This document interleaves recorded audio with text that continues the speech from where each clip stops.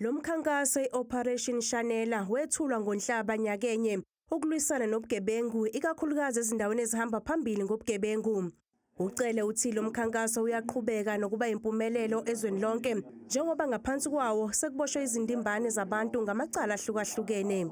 A year since the inception of the Operation Shanela, SAPS remains intentional in its approach to fight crime. The SAPS remains unapologetic in its decisive stance to fight crime and criminality together with other law enforcement agencies. Ucele uthi amaphoyisa akulungele ukubhekana nezephulamthetho ngesikhathi sokhetho. In terms of in preparation of the elections. For instance, as the police, we have moved around the whole country. We have met all station commanders in the country, including KZN and all that.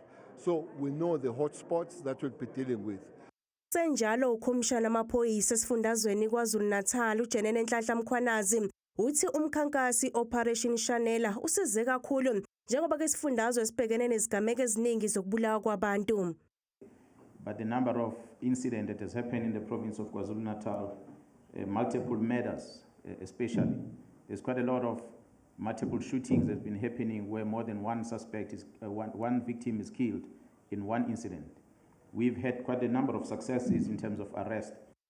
Ucele uthi basezinhlelweni zokubuyisa amalungu ophiko lwe-Special Task Force lolu olubhekelele ubugebengu obuhleliwe njengokuphangwa kwezimoto ezithwale imali ashiya umbutho.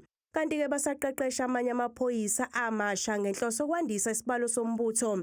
Amalungu angama-58 alolu phiko aseyingxenye yonogada abazimele. Ucele uthi ke kuyakhathaza ukushiya kwamalungu ophiko lwe-STF okudla u-1.1 wezigidi zamarandi ukwaqeqesha. Ucele uthi bavumelene ngokuholela amalungu STF imholo engcono.